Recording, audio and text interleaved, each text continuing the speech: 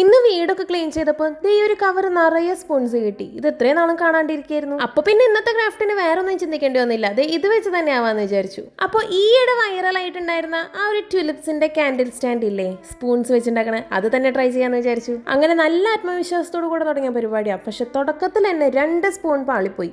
പക്ഷെ എന്നാലും നമ്മൾ കൈവിടില്ല, നമ്മൾ അടുത്തേൽ പിടിക്കും. അതാണല്ലോ തോൽവിയാണ് വിജയത്തിന്റെ മുന്നോടി എന്നാണല്ലോ ആരോ പറഞ്ഞിരിക്കുന്നത്. അങ്ങനെ ഒടുക്കത്തെ പരിശ്രമത്തിൻ്റെ ഒടുവിൽ 4 സ്പൂൺ ഞാനിങ്ങനെ ഉരുക്കി ഒന്ന് ഷേപ്പാക്കി എടുത്തിട്ടുണ്ട്. ഹോ ഭാഗ്യം, ശരിയായല്ലോ.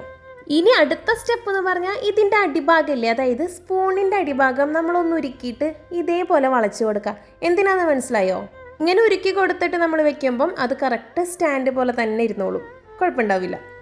എന്നിട്ട് പിന്നെ ഈ 4 സ്പൂൺ ഞാൻ ഗ്ലൂഗൺ വെച്ച് ഒട്ടിക്കാൻ നോക്കി. പക്ഷേ എനിക്ക് ക്ഷമയില്ലാത്ത കാരണം ഞാൻ പിന്നെ മാസ്കിംഗ് ടേപ്പ് വെച്ച് തന്നെ അത് ഒട്ടിച്ചു വെച്ചു.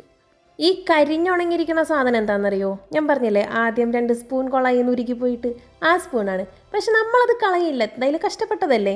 എന്നാൽ പിന്നെ ട്യുലിപ്പിന് 2 ഇല ഇരിക്കട്ടെ.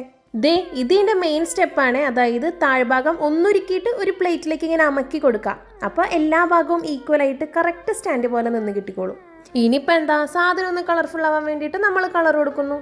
അപ്പം താഴെ ഞാൻ ഗ്രീനും കൊടുത്തു, മുകളിലൊരു ലൈറ്റ് പിങ്ക് ഷെയ്ഡും കൊടുത്തിട്ടുണ്ട്. സംഭവം കാണാൻ എനിക്ക് ഇഷ്ടപ്പെട്ടു. ഒരു ലുക്കൊക്കെ ഉണ്ട്. ഒരു നല്ല അടിപൊളി ഡെസ്ക് ഡെക്കോറായിട്ട് തന്നെ ഉപയോഗിക്കാം. മെഴുകുതിരി വെച്ച് കഴിഞ്ഞാൽ എന്തായാലും ഈ ട്യുലിപ്പ് ഉരുക്കി പോകും. അപ്പോൾ പിന്നെ ഞാൻ നടുവിലൊരു മഞ്ഞ പേപ്പർ എടുത്ത് ഇതേപോലെ കുനുകുനാ വെട്ടിയിട്ട് അതിനുള്ളിലേക്ക് ഉരുട്ടി അങ്ങോട്ട് ഒട്ടിച്ചു കൊടുത്തു. ഇപ്പോൾ ഒരു അടിപൊളി ഡെസ്ക് ഡെക്കോറായില്ലേ, നിങ്ങൾ പറ.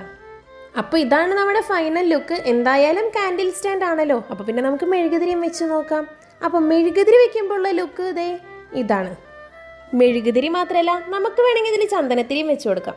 പിന്നെ ഞാൻ ദേ ഈ ഒരു തിരിയില്ലേ, അത് നടുവിലൊരു കുഞ്ഞൊരു സ്റ്റീലിൻ്റെ പ്ലേറ്റ് ഉണ്ട്, അതിൻ്റെ കൂടെ തന്നെ കിട്ടുന്നത്. അതൊന്ന് വെച്ചിട്ട് ആ ഒരു തിരിയും കൂടെ കത്തിച്ചു കൊടുത്തു.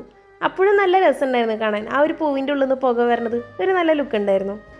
അപ്പോൾ വീഡിയോ നിങ്ങൾക്ക് ഇഷ്ടപ്പെട്ടിട്ടുണ്ടോയെന്ന് കമൻറ്റ് ബോക്സിൽ എന്തായാലും അറിയിക്കണേ. അപ്പോൾ ഇത്രയുള്ള ഇന്നത്തെ വീഡിയോ. ഇനി ഒരു അടിപൊളി ക്രാഫ്റ്റ് ആയിട്ട് വരാം. ബൈ.